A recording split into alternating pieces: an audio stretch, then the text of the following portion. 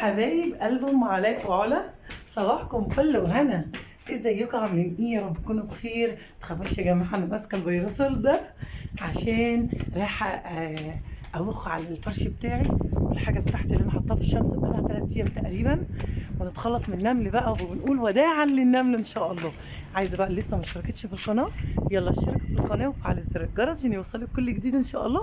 بحبكم كتير قوي قوي قوي. يلا بينا نشوف هنعمل ايه بالفيديو. شايفين يا جماعة كل المساند والشيلات والقعدة العربي بتاعتي كلها فوق. طبعا جايبة البخاخ كده وبرش عليهم عشان النمل. معرفش النمل ده مصاحبني ومش راضي يسيبني ليه، اقسم بالله عامل زي خيالي ما بيفارقنيش ابدا. طبعا في فيديو قبل كده قلت لكم ان انا ببيع القعدة العربي دي او الركنة البلدي زي ما بتقولوا، او القعدة العربي. كنت ببيعها فعلا، والراجل جه قال لي لا ب1000 جنيه. الحاجات اللي انا شايلها على راسي دي بباقة الطقم كله ب1000 جنيه. طبعا قلت له خد 1000 جنيه وأقسطك في ال1000 كمان، يعني مش هاخد منك فلوس، خد الطقم ده كله كده على بعضه، وكمان أقسطك في 1000 جنيه. كل ما ربنا يسهل أديك حاجة لحد ما ربنا يسهل أتمهم لك يبقوا كده 2000، واخد ركنة مستعملة. قال لي الركنة مستعملة أقل ركنة عندي ب5000 جنيه.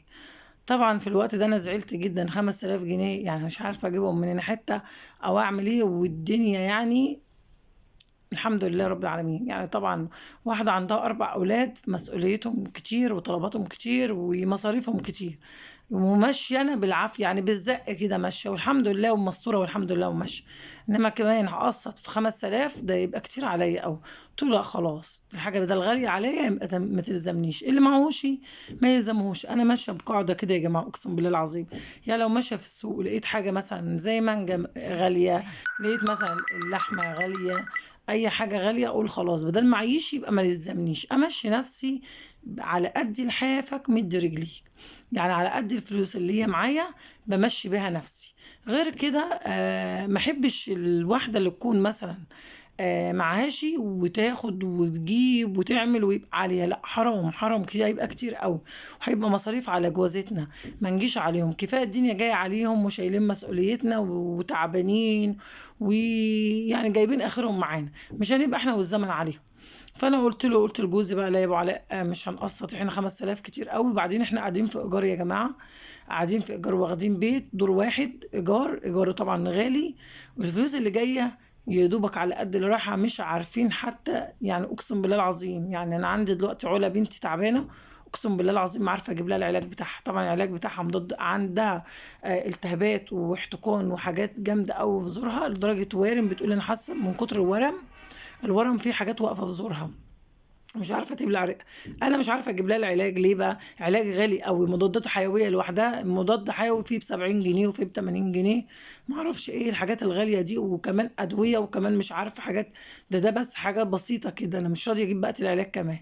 فانا قلت لها بص انا هعمل لك حاجات دافيه وان شاء الله ربنا هيشفيك، عشان ربنا عالم بينا، لو انا جبت الحاجات دي اقسم بالله الميزانيه هتبوظ في ربع الشهر، يعني مش هنكمل حتى نص الشهر. طبعا انا على ما نزلت الحاجات دي اقسم بالله العظيم طلع عيني وانكسر ظهري، وعندي ولادي بيقولوا لي والله العظيم يا ماما انت ام ظالمه. اقول لهم كل مره، اقول لهم انتوا بتقولوا عليا ظالمه ليه؟ يقولوا بتظلمي نفسك وبتيجي على نفسك كتير قوي، واحنا بنزعل اول لما بنلاقيكي جايه على نفسك، ما تجيش على نفسك وتهدي حيلك وتهدي نفسك. اقول له طب ما هخليكم تناموا يعني في النمل، او النمل عمال يقرصكم وانتوا بتتوجعوا منه ومش واخدين راحتكم. لا انا بحاول ان انا يعني على قد ما اقدر اعمل، على قد ما بقدر اساعدكم، او على قد ما بقدر ان انا اساعدكم باي حاجه. بقول يا رب اكرمني بقى والنبي، نفسي اعمل السرير، كل ما اعمله يقع ومش عارفه اكمله. طبعا كان الكلام ده بالليل، لو خدتوا بالكم الجو ضلمه اهوت، ومش عارفه اكمل السرير ومحتاسه حالة حوسه ومش عارفه، عماله اروح شمال ويمين، اقول يا رب والنبي بقى، جبت اخري، انا جبت اخري والله يا رب. الحمد لله جوزي لحقني، كان لسه جاي من بره، وقلت له الحقني انا بقالي دلوقتي ساعه اقسم بالله قاعده في قلب السرير، ما عارفه اعدله ولا عارفه اعمل فيه حاجه، الحقني. ربنا يبارك له يا رب، يخليه له ما تحرمش منه يا رب، ويعوض عليه، يعوض الصابرين يا رب، يعوض عليه التعب اللي بيشوفه معانا، يعني ما شاء الله، يعني احنا يا جماعة 5 متعلقين في رقبته، أنا وأولاد ال4، مصاريفنا كتير أقسم بالله، طلباتنا كتير، أكلنا كتير، كل حاجة كتير كتير كتير. فهو جايب آخره معانا أقسم بالله، بيقول لك أنا جبت آخره مش قادرة أكمل، حرام عليكم. أقول له معلش استحمل، هانت أهي، ربنا يسهل إن شاء الله والعيال تكبر ولا حاجة ويسندونا. يقول لي فين ده لسه كتاكيد، ده على ما يكونوا كبروا أكون أنا خلاص خلصت، أنا بخلص من دلوقتي. أقول له معلش، الحمد لله رب العالمين. ربنا يا رب يفاديه في طريقه يا رب، ويسترها معاه، ويرزقه برزقنا يا رب العالمين، ويرزقنا برزقنا، ويفرجها علينا يا رب العالمين، ويمنع عننا الهم والغم والكرب، ويمنع عننا كل حاجة وحشة. عايزة 40 فرد بيتفرجوا على الحلقة يدعوا لنا دعوة كده لربنا يفرج همنا ويبعد عننا كل شر، ويرزقنا برزق أولادنا يا رب العالمين. يا رب يرزقنا برزق أولادنا، اللهم آمين يا رب. في الحتة دي بقى أنا أحط العلب دي. طبعا انا ما عنديش دولاب اطفال، عامله العلب اللي انا حطيتها دي او المربعات دي بحط فيها اللبس بتاع بنتي، بدل ما احطه لها في كرتونه ولا احطه لها في اي حاجه، ماشي نفسي. طبعا انا كنت منزله المرتبه دي من فوق، اقسم بالله خلصت، خلصت بمعنى خلصت، عامله زي البلوه السوداء. انا حاسه لو انا بشيل قتيل كان ارحم لي، اي أيوة والله، والله العظيم لو في قتيل هنا كان يبقى ارحم يا جماعه. اه والله ده انا تعبت جدا، اتقطم ظهري. وطبعا ولادي يعني معايا دلوقتي في البيت، مش راضيين يظهروا معايا في القناه. اقول لهم ادخلوا ساعدوني ولا حاجه، اقول لك والله يا ماما مش هنظهر لما قناتك تقف على رجلي. يا جماعه اقسم بالله شجعوني، عشان انا خلاص محتاجه بجد ولادي يقفوا جنبي قدام الكاميرا ويساعدوني، لو في روتين، في اي فلوجات، في اي حاجه، يساعدوني يقفوا جنبي، لو هيناولوني حاجه، بس لو هيناولوني حاجه هتساعدني كتير قوي. عايزه اللي لسه ما اشتركتش في القناه اشترك يلا في القناه، شجعيني يا جماعه، شجعوا ام مصريه، ام بسيطه، ابسط من البساطه زي ما بيقولوا، ام الاربع اولاد طالع عينيها من الاخر. حاولوا تشجعوني تجبروا بخاطري، جبر الخواطر على الله. وانا يعني انا حتى لو بشحتها منكم بشحتها من اخواتي، عشان انا املي في ربنا وفيكم بجد كبير قوي، اللي انتوا تقفوا جنبي وتساندوني لحد ما قناتي تقف على رجليا، لان انا عاملاها دلوقتي اقسم بالله العظيم مصدر رزق ليا، وما خدتش منها لحد دلوقتي جنيه. فعايزاكم تدعوا لي دعوه حلوه من قلبكم. واللي ما اشتركتش في القناه يا جماعه ارجوكي والله العظيم بجد محتاجه قوي اشتراكك، هيفرق معايا جدا. اللايك اللي بتحطيه بيفرق معايا جدا، كلمة حلوة منك بتفرق معايا جدا، أقسم بالله العظيم يا جماعة.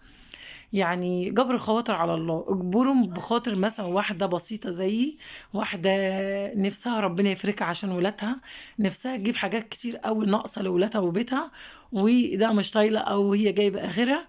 فعايزاكم كده تدعوا لي دعوة حلوة وتقفوا جنبي. طبعا الترابيزة دي ترابيزة بلاستيك اهي، كنت جايباه لاولادي عشان يذاكروا عليها، لان ما فيش حاجه يذاكروا عليها خالص، كانوا بيذاكروا على الارض، او بيذاكروا والله بيبقوا قاعدين على السرير كده بيذاكروا عليها، وبلاقيهم راحوا نايمين. فانا قلت لهم هجيب لكم الترابيزه دي والكرسيين تقعدوا عليها، يمكن تفتح لكم نفسكم ولا حاجه على المذاكره، بدل ما بتقعدوا على السرير تناموا. طبعا عماله اقول لعلا، علا واقفه بره بتتفرج عليا، بقول لها اجيب لك الكرسي كده ولا كده يا علا، طب الترابيزه كده ولا كده، ايه رايك؟ قالت لي اعملهم كده يا ماما. تسلم ايدك والله يا ماما، انت بتعملي لنا احلى حاجه، ما نتحرمش منك يا حبيبتي وخليكي لينا. طبعا بتبقى واقفه جنبي، قالت له والله يا ماما لما قناتك تقف على رجليها نظهر كلنا ونعمل فلوجات ونعمل روتينات وهنعمل حاجات حلوه قوي وهتبقى احلى قناه ان شاء الله، بس انا عايزاها تقف شويه على رجليها يا ماما، عشان بجد انا هزعل قوي لو دخلت في القناه لقيتها يعني زي ما هي كده، هبقى زعلانه جدا، انما عايزه حد يشجعني كده والاقي القناه بتكبر اكبر واكبر. ساعتها ادخل في القناه، كلنا ندخل في القناه. يلا الفيديو خلص ومع السلامه.